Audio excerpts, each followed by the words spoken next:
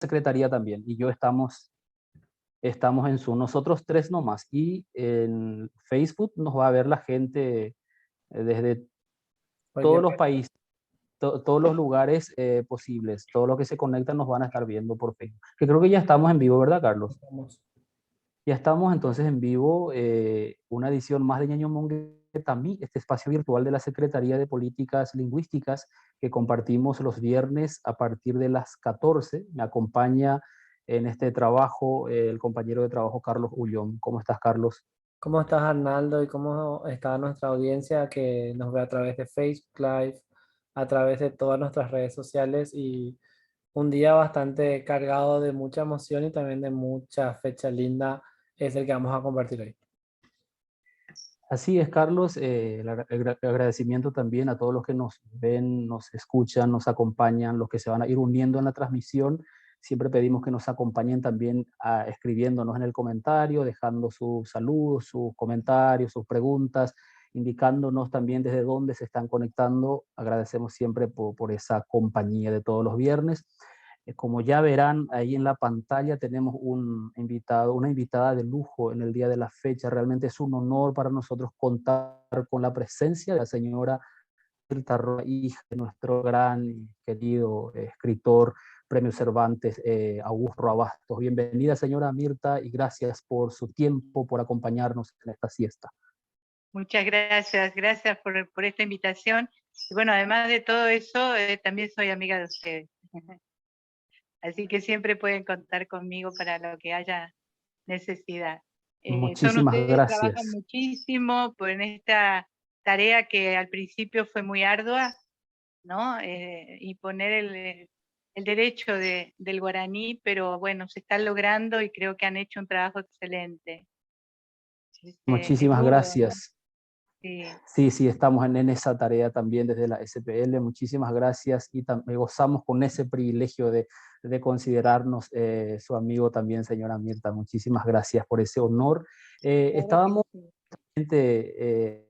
ahí en la Secretaría viendo estas fechas conmemorativas que ya pasaron y estas fechas que se avecinan, sobre todo el día de mañana, 23 de abril, porque recordamos el Día Internacional del Libro, recordamos el Día de la Lengua Española, también recordamos un aniversario más de este hecho histórico en el cual nuestro laureado escritor Augusto Roa Bastos recibía el premio Cervantes en el año 1990, el premio de 1989. El 26 de abril es el Día del Periodista Paraguayo. Augusto Roa Bastos también ejerció este oficio, sabemos, ¿verdad? También, y justamente en esa fecha, el 26 de abril, vamos a recordar también un aniversario más de su desaparición física, ¿verdad? Inclusive el Día del Maestro, estábamos hablando antes de entrar en vivo, el 30 de abril también relacionamos con Roa. Así es que todas estas fechas significativas quisimos unir e invitarla a usted para recordar a su padre en esta entrevista, recordarle a su padre desde el ámbito como escritor, obviamente, y también como padre, su vida personal en la casa, cómo habrá sido. Entonces, al conjugar todas estas fechas, ¿qué recuerdo le trae su padre, señora Mirta, si puede compartir con nosotros? Bueno, como tú dijiste, en la parte de ser escritor, fue periodista primero y siempre, nunca dejó de ser periodista. También poeta y también docente, porque él ha tenido cátedras aquí en Argentina y también en Francia y en España. Ha sido docente enseñando literatura latinoamericana y lengua guaraní. Hay gente interesada en Francia en aprender o entender la lengua, ¿no? Así ha llegado, ha ido llevando esa bandera por todos lados. También fue una de las, junto con Rubén Vareiro Saguier y otros más, por supuesto, que impulsaron en la Constitución del 92 que el guaraní fuera lengua oficial. Y él siempre, una de las cosas que dicen los críticos, los que saben, es que en su literatura se trasunta el guaraní, está siempre soslayado, visto, latente, está ahí, el guaraní está ahí todo el tiempo, aunque lo diga en castellano. Es su forma de decir, ¿no? Que él decía que el guaraní es una manera de decir que dice por la manera. Y creo que es muy linda esa frase porque la forma de expresarse la gente que habla guaraní, cuando se expresa en castellano, realmente es una manera muy diferente, ¿no? Sí, sería... Después me preguntaban cómo era él como persona. Yo creo que él ha sido una persona muy coherente en su forma de sentir y de vivir toda la vida. Es una de las cosas que más le admiro. Nunca cambió. Así como un árbol nunca cambia por más alto y grande que sea, nunca cambia sus ramas por otro árbol, no cambia su especie, ¿no? Él nunca cambió, él se mantuvo siempre sencillo, siempre dentro de su forma de pensar, que era como vivía y como sentía y cómo se expresaba. Y creo que una de las formas más auténticas de ser es poder pensar y sentir y vivir de la misma manera, ¿no? Eso es eso se trasuntaba también en su literatura y por eso se siente tan auténtica, tan vital y tan vigente. Algo que yo, o sea, estuve investigando también un poquito y quería preguntarle a la señora Mirta, era sobre cómo era la experiencia de, en una de las entrevistas usted dice que siempre lo veía a Roa Bastos con un libro, siempre lo veía leyendo, siempre al despertarse lo veía leyendo. Qué fuerte Siempre. para nosotros los jóvenes, por lo menos yo no soy tan nacido a la lectura, o sea, siempre me tengo que esforzar tanto, pero ¿cómo fue esa experiencia de verle siempre a su papá con un libro? No solamente lo veíamos con un libro, sino que cuando no estaba escribiendo, cuando no estaba rodeado de papeles, estaba con libros, pero además en nuestro entorno familiar, toda nuestra casa eran libros, nuestro adorno en la casa eran los libros. Y nosotros jugábamos prácticamente, no, en esa época, cuando yo era pequeña, los libros en rústica eran realmente rústicos, venían sin guillotinar. Y entonces para nosotros era un placer poder abrir esas páginas que venían cerradas. Yo no sé si alguna vez ustedes vieron, jóvenes, vieron algún libro así, que no está, no lo guillotinan, entonces tiene los dobleces del pliego, ¿no? Es fantástico porque uno disfrutaba mucho haciendo ese trabajo. Y luego elegíamos los libros por las tapas, por los títulos para leer. Luego mi papá venía con no era una censura, era un consejo para adecuar la lectura a nuestra edad, ¿no? Que es una forma muy buena porque cuando tú no lees lo que está propio de tu edad, de repente te cansa, no lo entiendes y entonces a lo mejor hasta abandonas la lectura, ¿no? Entonces es muy importante poder leer lo que nosotros podemos comprender. Esa tendencia que hay ahora de que los libros para los jóvenes y para para los niños y los no tan niños tengan una guía didáctica, ayuda muchísimo a la comprensión lectora. Creo que es importantísimo porque lo he puesto en prueba con mi nieta y es impresionante cómo pueden contestar las preguntas y entonces ellos mismos fijan el conocimiento en ese momento, ¿no? Pero la lectura tiene que ser un placer, no puede ser una imposición.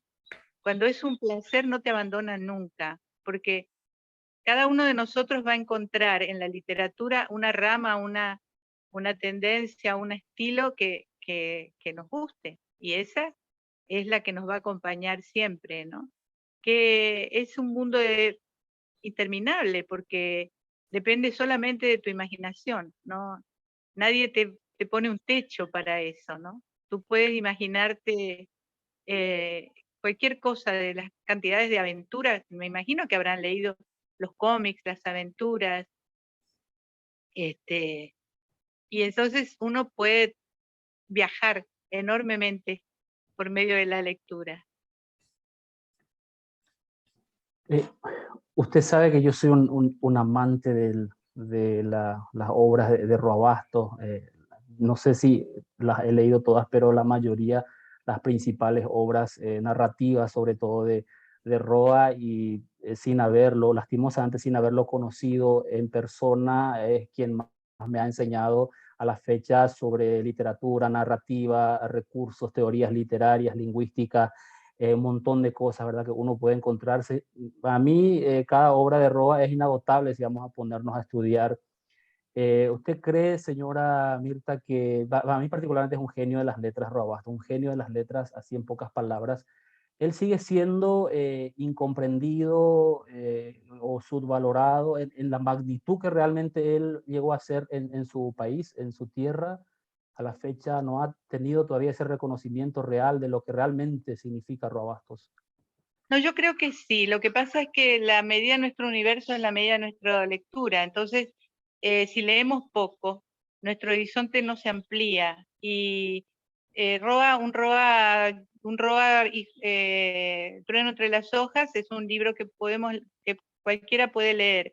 Un Supremo es un libro para el que necesitas haber leído más. Sin embargo, yo me puse a hacer un ejercicio de sacar extractos del libro en forma de como si fueran, vamos a decir, fragmentos independientes de la obra, ¿no? Y cada uno tiene una riqueza muy especial. Hay una parte donde él le cuentan al Supremo lo que dicen los niños de él en la escuela, ¿no?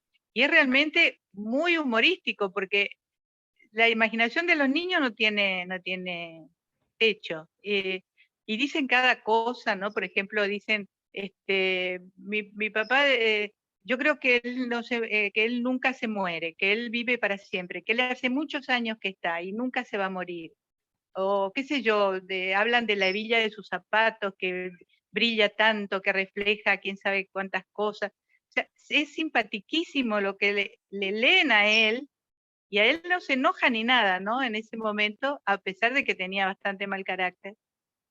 Pero es un libro que tiene, como dijo una vez Alcibiades, que hizo una disertación sobre eso, tiene humor y tiene muchísimas cosas. Hay uno de los textos que se llama La lección de escritura, que es maravilloso, ¿no? Como él habla la I, del punto, del cero, impresionante, y el juego de palabras que hace, entonces, hay gente que le resulta difícil leer a Roa porque no tiene el hábito de la lectura, no tiene el dominio del lenguaje.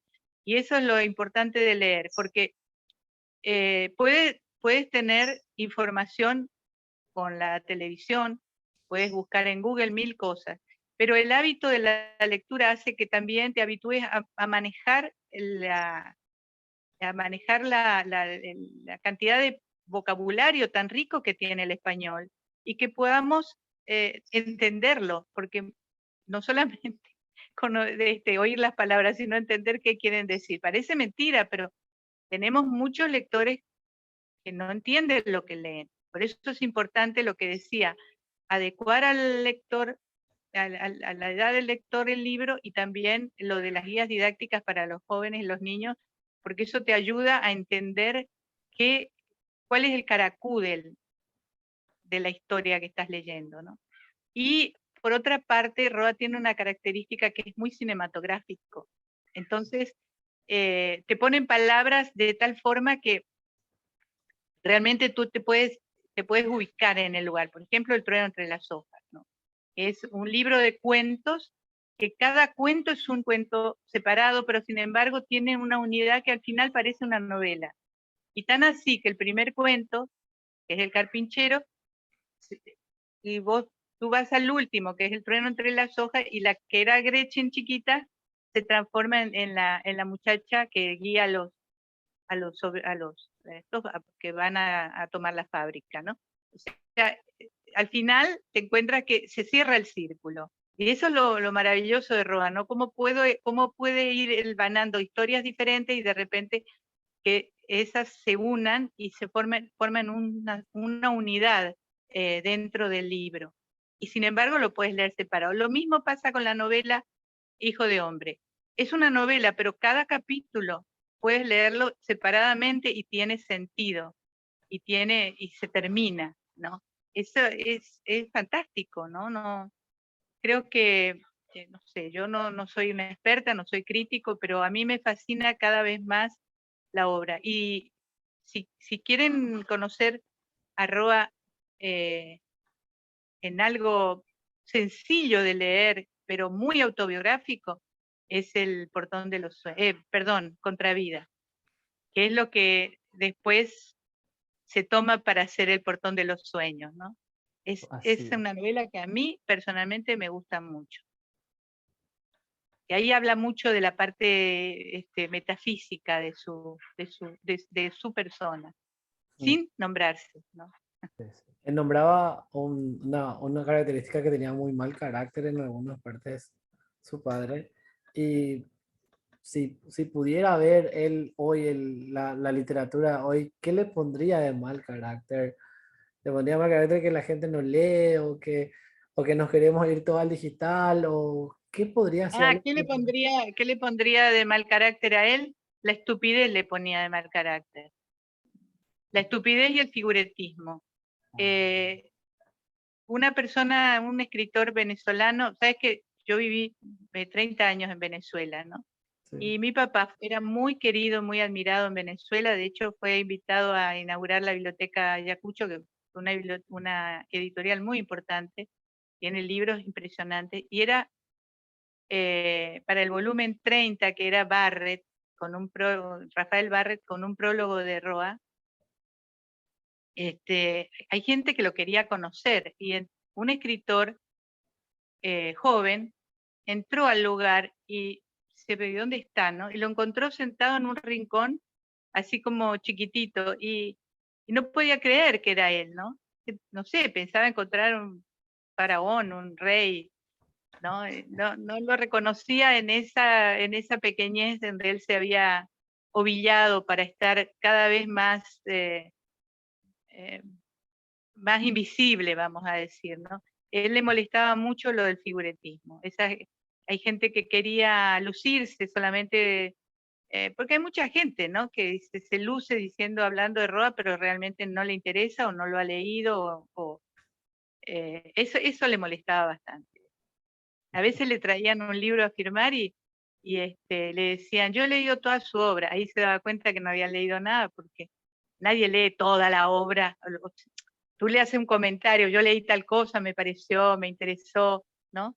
Pero no dices leí toda su obra, que es una obra extensa y muy variada además. Estamos hablando de tres obras, ¿no? Muy emblemáticas, por cierto, porque el Trueno fue la primera obra que se editó de cuentos, y El Supremo, que es lo máximo que ha hecho, pero entre medio de eso hay otras novelas, y son totalmente diferentes unas de otras. Mira, aquí queremos agradecer también a los que nos están siguiendo en la transmisión, al señor Damián Arce, dice Maiteimba, Isapa de Caru, Pugendú, Japuesa, La Matanza, Huive. Cuñacaraí, Ladisla, la ministra de la SPL también nos está escuchando, nos está viendo, le manda un abrazo a la señora Mirta y cordiales saludos. Apreciada Mirta, dice, abrazo y saludos, gracias por tu tiempo y saberes compartidos, Romo Maiteiro. Teodolina Verón también nos sigue desde Ibiza, España. Muchas gracias a todos los que nos están viendo. Señora Mirta, si usted pudiera elegir una de todas las obras de Roa Basto, ¿cuál sería y por qué se quedaría con una obra de Roa? Bueno, claro, me gustan varias, pero les dije esta de Contravida porque es muy significativa y muy autobiográfica, a pesar de que ninguna novela lo es totalmente, pero tiene mucho de él, y sobre todo mucho de la parte metafísica, como les dije, ¿no? De su espíritu. A mí me fascina esa novela, pero las tres de las que hablamos, El Trueno, Hijo de Hombre y Yo el Supremo, para mí son las mejores, para mí. No quiere decir que sean las mejores para los críticos, porque la trilogía no es con el trueno, es con el fiscal. Lo que cuando llama la trilogía de Roa, hablan del fiscal, del Supremo y de Hijo de Hombre. Pero realmente a mí me gusta mucho esa novela.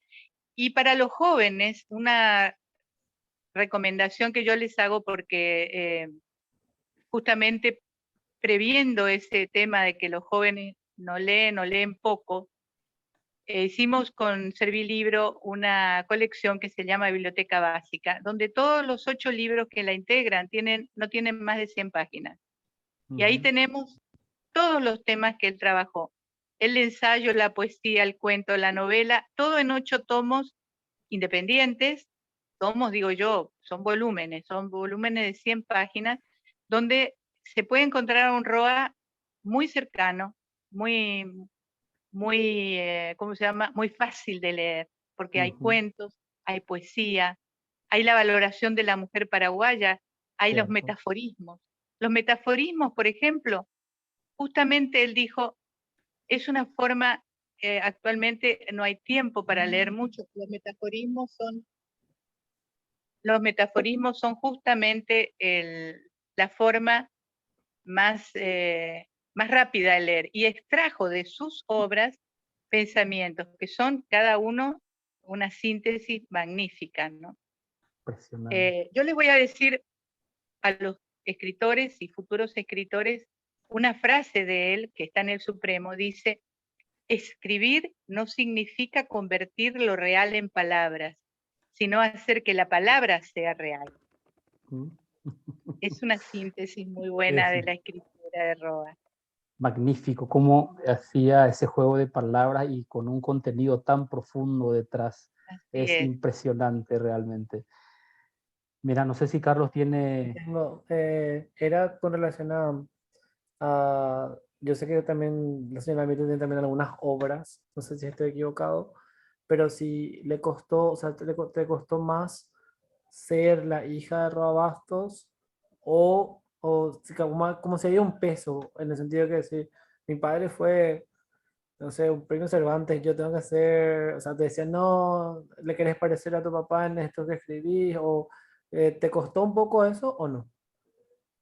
Sí, es una gran responsabilidad, sobre todo una gran responsabilidad porque mi hermano y yo vinimos acá para eso, para trabajar por la obra, para mantenerla vigente, para estar. Pero, claro, el empujón para escribir, yo no me considero una escritora, pero tengo muchos documentos y cartas y quería de alguna manera contarles a tantos admiradores que tiene cómo era el Roa humano, el Roa papá, el Roa amigo, el Roa esposo. Y entonces me empujaron realmente a hacer ese libro que se llama Augusto Roa Bastos, Supremo Escritor, que primero fue como una conmemoración para el centenario que hicimos con el Cabildo y luego se editó en forma ya comercial con Servilibro. Porque Y de incluso, ahí entonces ya me animé un poquito más y empecé a escribir cuentos para niños. Y ahora ya no me preocupa que me comparen porque nunca, jamás, ni nunca voy a ser ni la sombra de lo que él fue y tampoco lo intento. O sea, humildemente escribo mis cuentos porque me gusta y me gusta que le guste a los niños y que los disfruten y ya está, ¿no? porque incluso hay Y, una parte de Roa Bastos, de la vida de Roa Bastos, que él también fue deportista, fue remero del Miguá, que muy poca Sí, gente lo conoce. sí, él fue siempre deportista, andaba en bicicleta, y ya en su más finales ya, bueno, no finales, pero cuando estaba en Toulouse ya no andaba en bicicleta, pero caminaba siempre y jugaba a paleta con mi hermano, siempre hacía algún deporte, porque el descanso para él de la escritura, de pararse de la máquina, era caminar o hacer algún deporte. ¿Sí? El descanso no era para él ir a acostarse, por ejemplo, sino hacer alguna actividad física.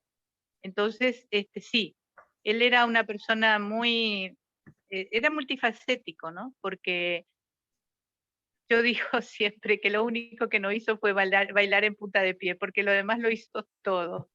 Él fue conferencista, fue escritor, fue deportista, fue locutor, cantaba también, hizo muchas Cierto, canciones que cierto, muy musicalizaron lindas, grandes, por cierto. y musicalizaron músicos muy grandes de aquí, ¿no? Asunción Flores, Alberto de Luque, eh, ¿cómo se llama? Ay, se me fue el papá de... Ay, Dios mío, se me fue el nombre tan importante de nuestro, que por cierto está por cumplir aniversario ahora, nuestro músico Agustín Otilio Barrio. Barbosa.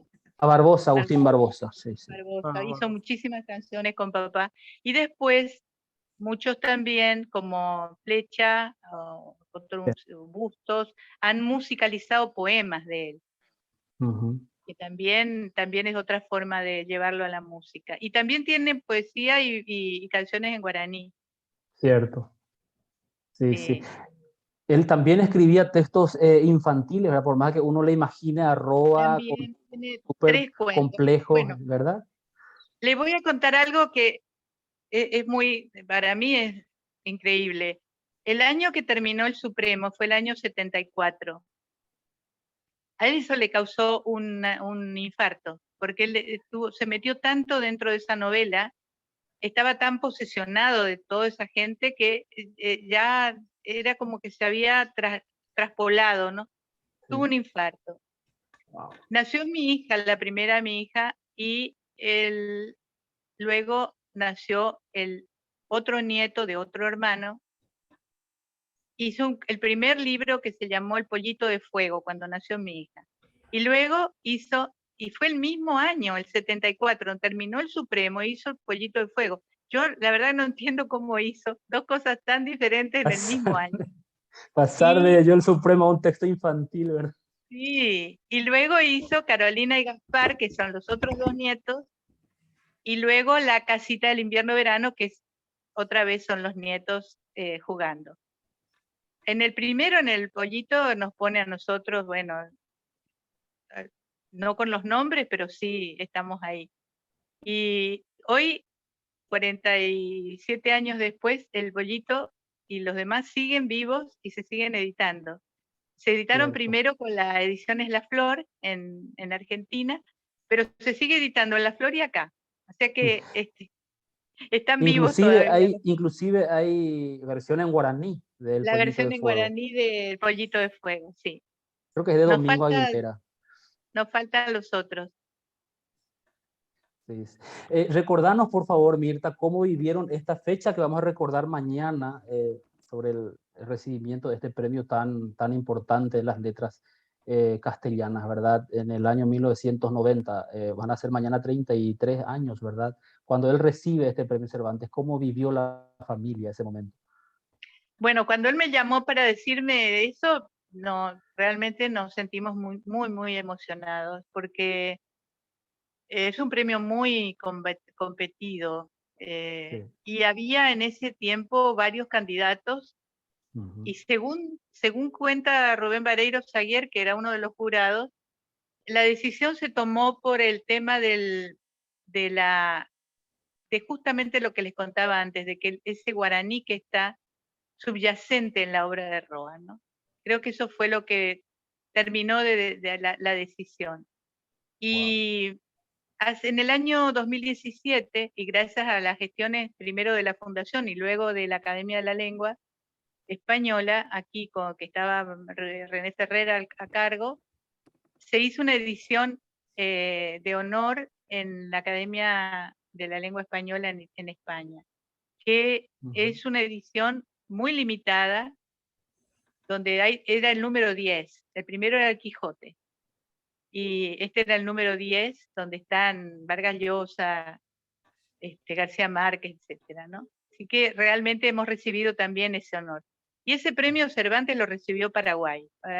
Roa le dedicó ese premio a Paraguay, vino acá y lo entregó en el Congreso de la Sí, pues. Nación, entregó ese premio y estaba muy feliz porque terminaba la dictadura, un trabajo que hizo muchísima gente que En fin, mucha gente que sufrió para lograr eso, y él lo hizo desde afuera. Hizo muchas actividades en pro de esta caída de la dictadura, y luego el éxito, ¿no?, de haber tenido ese premio y de poder dárselo al Paraguay por fin, sin dictador. Sí. Una democracia que, Incluso, bueno, siempre hay que perfeccionar, pero que está ahí, que la hemos logrado, ¿no? inclusive, entiendo que hay un premio económico también, ¿verdad? Y que él no ha sido cuál esa plata que recibió como premio a favor de, entiendo, niños carenciados o para formación de menores, una cosa así, no recuerdo bien. Era para formación docente. Lamentablemente no, el gobierno no acompañó en esa época, ¿no? Hay cosas a veces que no se entienden. Él, por ejemplo, que fue docente, como les dije, en Argentina y también en Francia, en España, quiso dar clases aquí en la universidad, pero no le permitieron porque no era graduado en la universidad. No pudo dar clases aquí. Hubiera podido ser un buen profesor en Es que iba a ser el la profesor, Universidad no, Nacional. no tenía... Imagínate. Sí, son cosas, y no acompañó ese proyecto tampoco, entonces se perdió eso, pero sí, el premio realmente fue, el discurso que él pronunció ese día lo dice, ¿no? Habla del Paraguay, y es un discurso magnífico que está en las redes, y también está en un libro que nosotros publicamos que se llama Entre lo temporal y lo eterno, que reúne varios escritos de él y también el discurso, el que dijo en Alcalá de Henares y el que dijo acá en el Congreso cuando vino a dar el premio. Iguazú Entonces, Tata se llama, es la traducción en... Bueno, así mismo. Iguazú Sí, Itata. era Guaso Itata, por pollito, sí. La gallinita Mirta, chiquita. sí, sí, Mirta, yo le siento a Roa a través de sus obras, ¿verdad? Que él, a pesar de todas esas décadas que estuvo fuera de su país, ese roce cultural, tanto en Argentina como en Europa, le siento yo a él que él nunca perdió esa conexión con sus raíces más profundas, que es esa gente del campo, el interior del país. Inclusive él no estuvo muchos años en Iturbe, ¿verdad? Pero yo siento tanto en él que estuvo siempre conectado con esa cultura rural paraguaya también. Nunca la abandonó, a pesar de que él nació en Asunción, se sentía más compenetrado con Iturbe, y ahí pasó su infancia, y el libro este que yo les conté, Contravida, lo dedicó a Iturbe y lo presentó por primera vez allá en Iturbe. Wow. Él retrata muy bien a la gente de allá, la conoció bien. Él era un gran observador, Sí, como buen sí. periodista, ¿no? Era un gran observador, y por eso seguramente digo yo que es tan auténtica su obra, ¿no? Porque está reflejado una realidad, como él dice, hizo que la palabra fuera real. Y cuando yo tenía 10 años, vinimos a visitar a los abuelos, y pasaron cosas por las cuales yo me tuve que quedar acá. Y fui a la escuela un año. Y entonces nos escribíamos, y yo conservo 2 de esas cartas. En una de ellas me dice, no voy a poder decir textuales palabras, pero un gran párrafo le dedica justamente a eso. Me dice, después de varios consejos que me da, que me porte bien, etcétera, etcétera, yo tenía 10 años, me dice, tienes que acercarte a la gente sencilla, esa es la mejor. El sufrimiento es gente que el Paraguay ha sufrido mucho, ha sufrido grandes infortunios y sigue sufriendo. Por eso hay que quererlo mucho. Y dice cosas hermosas, no tengo la carta a mano ahora, pero te puedo mandar ese fragmento porque es muy bonito. Todo lo que le dice un padre a su hija en ese momento, ¿no? Que hay que amar al país y sobre todo a la gente sencilla. Me dice, esa es la mejor. Y me da consejos de ese tipo, de humildad, de sencillez y entonces dice, después que dice todas esas cosas, dice, pensará, qué rezongón se ha puesto mi papito. Entonces, y esas cosas que cualquier padre tiene con sus hijos, pero que en realidad cuando uno ve, como decía Neri cuando presentó el libro que yo escribí, decía, Mirta bajó a Roa del Bronce y lo puso a caminar por la calle, ¿no? Porque realmente piensan que una persona exitosa nació así y realmente no es así. Generalmente hay mucho sufrimiento y mucha lucha detrás de un hombre exitoso. Sí, sí. ¿Y qué es el éxito, no? ¿Qué es el éxito para quién?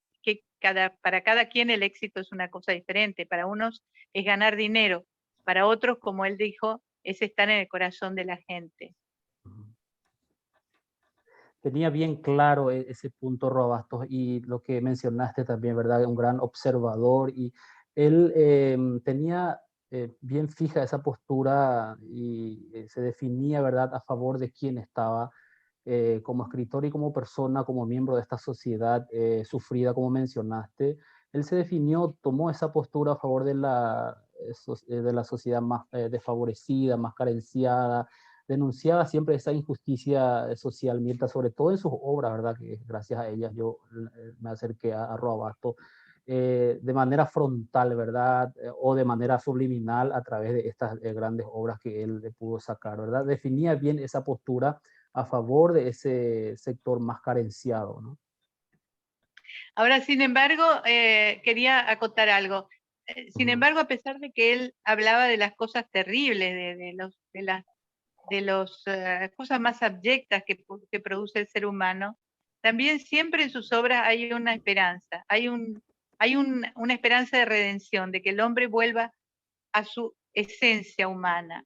Y eso es también importante, así como en Hijo de Hombre la prostituta se hace enfermera y se redime por el amor, ¿no? Así en cada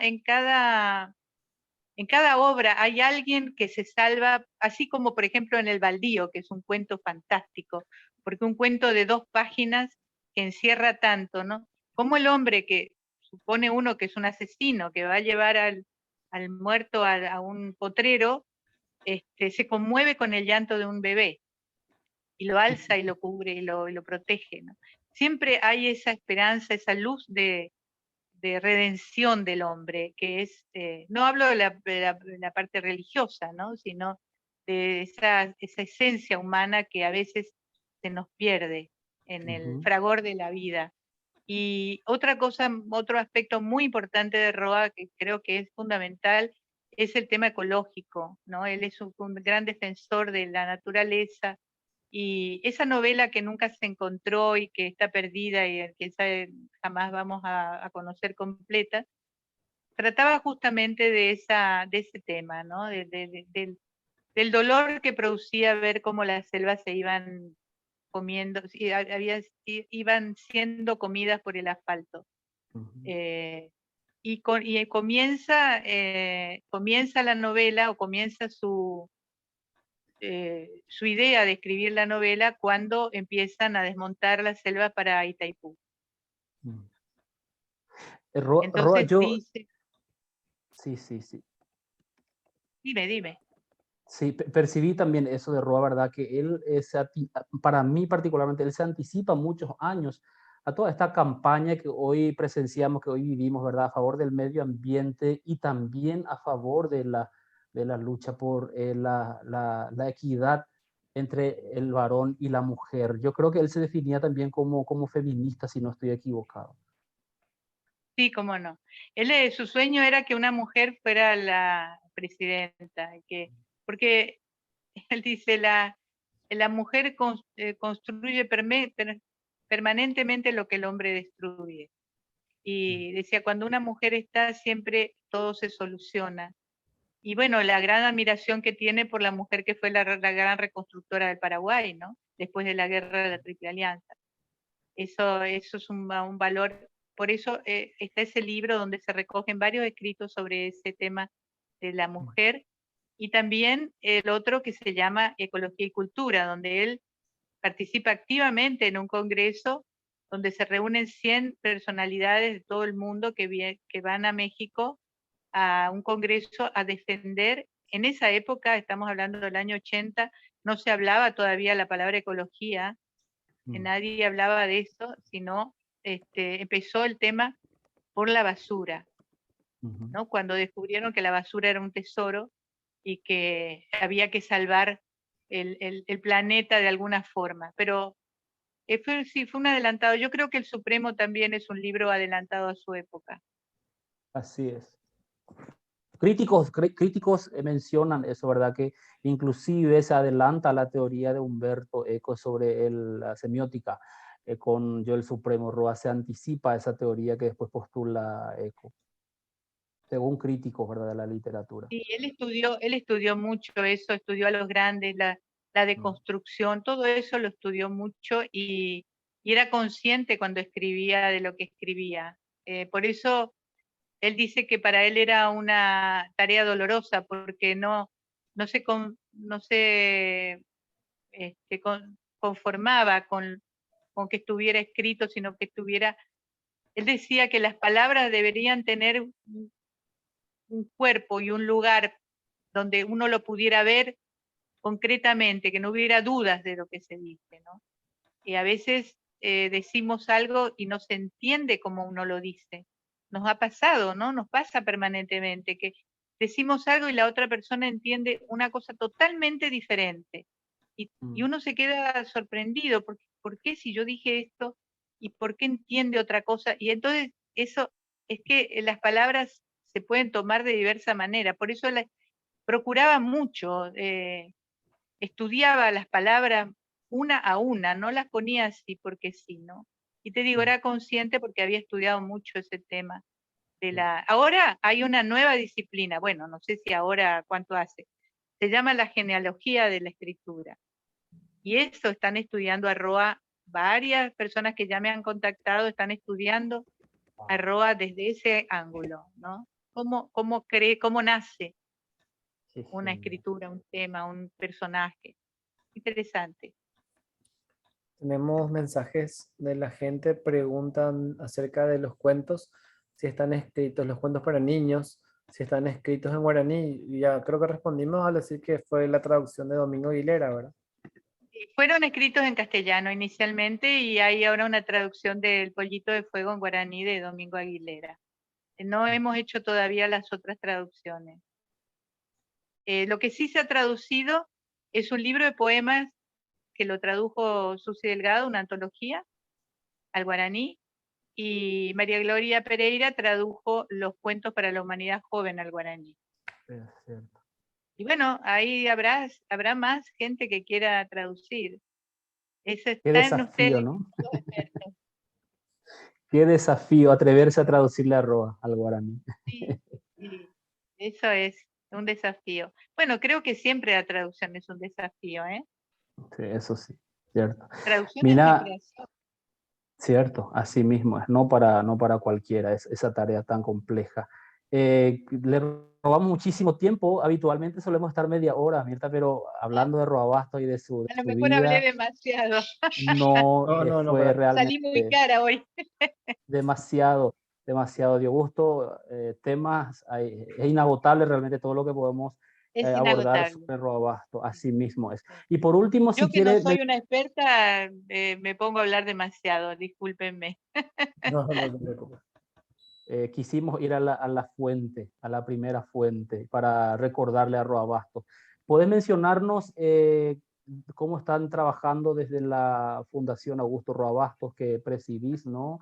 ¿Qué proyectos llevan adelante desde Yo esa realmente fundación? no soy la presidenta, es Alcibiades González del Valle. Ah, perdón. Yo soy la directora, digamos que la directora es solamente como para conservar siempre el espíritu del por qué fue creada la fundación, pero el presidente real es Alcibiades y la vicepresidenta es Nadia Serañoc, de la Universidad de Encarnación, que hacen un lindo trabajo ambos porque, bueno, hicimos una serie de encuentros por Zoom durante todo un año, una vez por mes, sobre cada aspecto de la obra de Roa y donde participaron algo así como 35 personas de distintos países, de aquí y de afuera. Y ahora estamos haciendo el libro con las ponencias de de esas personas que participaron. De España, de Italia, de Francia, participaron y de aquí, por supuesto, ¿no? Y entonces fue un trabajo muy lindo que hicimos con la universidad, con UNAE, y que está en YouTube para que lo podamos ver en cualquier momento. Sí, hay mucho material de Roa en las redes para conocerlo. Hay una entrevista fantástica de este periodista español, Soler Serrano, que es imperdible, porque ahí habla mucho él de Paraguay, de muchas cosas, realmente es muy interesante. Y es cuando él todavía estaba bastante joven. Y Sí, nosotros ahora estamos trabajando en la poesía inédita y el cuento inédito. hay Así obras que bueno. entonces que se Hemos van a ido publicar en breve. recopilando, viste que se publicaron en cosas pequeñas como una revista o un círculo o una empresa que hizo, ¿no? Son cosas que se han quedado en el olvido. No tienen el formato que perdura, que es el libro, ¿no? Entonces estamos en eso, recopilando y también la poesía inédita. Hay muchísima poesía que él desechó, pero que Ramiro Domínguez nos dijo que había que publicarlo todo porque los críticos, la gente que le interesa, quiere ver la evolución del genio. Entonces, bueno, esa es la tarea. Entiendo que su lado él se inició con la poesía, ¿verdad? Y que después incluso él que Sí. nunca se consideró poeta y que rechazó inclusive esas primeras obras. Sí, inclusive él cuando murió Eric Campos Cervera dijo que ahí enterraba la poesía, que ya no iba a escribir más. Sin embargo, después de eso escribió un conjunto de poemas que llamó Silenciario, que son muy modernos, vamos a decir, en el momento que los escribió, y son interesantes, son muy metafísicos también. Pero sí, es que su literatura es muy poética. Hay Sí, poesía así en es, todo lo que él escribe. Nunca dejó de ser poeta, aunque le pese. cierto. Incluso hay Sí, un podcast muy bueno que suelo escuchar de vez en cuando de Radio y Televisión Española, que, que habla sobre la voz doliente del Paraguay, le llaman a Augusto Roabasto, la voz doliente del Paraguay, que lo nombran así muy bueno y es también súper atrapante para la gente de repente Voy a ver. que no leemos mucho, me considero. Por eso ahora ya entendí por qué a veces me cuesta un poco más leer a mí a Rabastos, pero los que escuchamos estas nuevas tecnologías, a mí me ayuda mucho a entender muchas cosas. La voz doliente es como un podcast de 1 hora más o menos, que habla sobre Rabastos y sobre su obra y es Ya. bastante bueno. Pero todo eso es interesante y qué suerte que está. Pero en la lectura te da la posibilidad de un vocabulario y no sé, es como que te amplía la mente. No es que lo demás no lo haga, pero es que la lectura, porque tú puedes volver a lo mismo, fijar, tomar frases, a veces subrayar y destacar algo, no sé, es diferente, no es excluyente lo otro, sí. es diferente. Y creo que todo es Como importante. su- Tenemos esa Así es. suerte de la tecnología ahora. ¿Cuántos seguidores hubiera tenido Roa si tuviera Twitter, por Ah, ejemplo, hoy? verdad, verdad que sí. Sí, aunque nos dijiste que siempre fue de perfil bajo, de no aparecer mucho, de no figurar. No le gustaba, no le gustaba.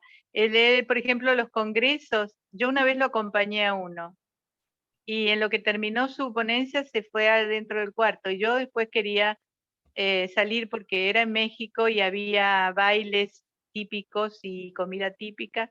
Y yo quería salir a mirar y entonces me decía, sí, sí, tenés que ir, tenés que ir. Yo me voy a quedar nomás acá, pero le digo, pero no vas a comer nada. Bueno, sí, si me traes algo, y claro, me quedé comiendo con él. Y después, pero anda nomás, pero entonces cuando me iba a ir, me empezaba con una historia, un cuento, y ya me quedaba. O sea, nunca pude salir a mirar los bailes. Él se Qué, quedaba qué- adentro, se recluía, vamos a decir. qué lindos recuerdos. Mira, señora Mirta, muchísimas gracias por compartir con nosotros este tiempo y recordarle a su Gracias a padre. ustedes. Yo también recordando me siento muy bien porque además, como hemos dicho, son fechas muy interesantes, ¿no? 33 años de aquella fecha y bueno, y ya van 17 de su partida física. Sí, Y el sí, Supremo así es. está pronto a cumplir 50 años. Wow, eso, se piensa hacer una celebración al respecto, una edición especial, una cosa así. Y no sé, tenemos que ver qué podemos hacer, porque hicimos una edición especial muy linda, grande, con grabados que hicieron jóvenes que participaron de un concurso. Y yo creo que esa edición, y para además la de la academia, ya son dos Cierto. ediciones muy lindas.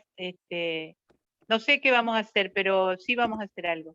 Ujú. ¿Qué vamos a hacer? Tenemos que hacer todo el año 23.